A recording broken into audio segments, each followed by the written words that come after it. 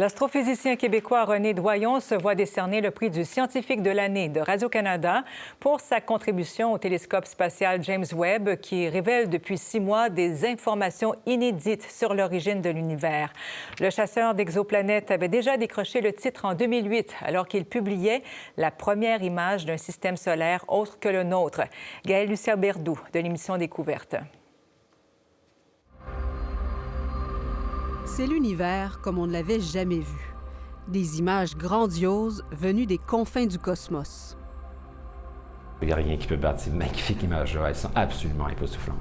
Elles montrent, entre autres, des milliers de galaxies nées tout juste après l'univers, il y a plus de 13 milliards d'années. Et aussi une pépinière d'étoiles.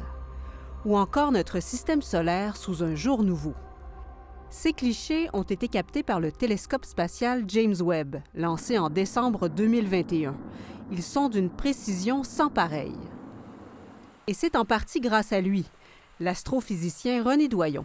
C'est une surprise, même si nous, scientifiques, travaillons là-dessus depuis des décennies. C'est absolument époustouflant, les données qui sont arrivées. René Doyon est le responsable scientifique de la contribution canadienne au télescope James Webb, fruit d'une collaboration entre les États-Unis, l'Europe et le Canada. Son équipe a fourni un des instruments scientifiques embarqués à bord, appelé NIRISS, et la caméra de guidage du télescope. Grâce entre autres à ces appareils, James Webb transmet depuis l'été dernier des données inédites qui dépassent les attentes des chercheurs. Lorsqu'on a aligné les miroirs pour avoir la qualité d'image, bien, de manière quantitative, cette qualité-là, elle est 2 fois meilleure que ce qu'on s'attendait. Donc, on a vraiment une machine là, qui fonctionne beaucoup mieux qu'on pensait qu'il fonctionnerait. Donc, c'est au-delà de nos espérances. Avec son équipe de l'Institut Trottier de recherche sur les exoplanètes, l'IREX, René Doyon étudie les mondes extrasolaires, des planètes en orbite autour d'autres étoiles que la nôtre, qui pourraient abriter de la vie. En décembre, ils ont présenté leurs premiers résultats tirés des données de Webb lors d'une conférence au Space Telescope Science Institute à Baltimore, d'où est contrôlé le télescope. It initiated the data processing and then it goes to mass. Le but ultime de tout ça, bien sûr, est de savoir est-ce qu'il y a de la vie sur ces planètes-là. Et pour le faire, il faut détecter leur atmosphère, pour vraiment savoir c'est quoi les conditions d'habitabilité. On veut savoir les conditions physiques. Y a-t-il de l'eau? Y a-t-il du méthane, du CO2?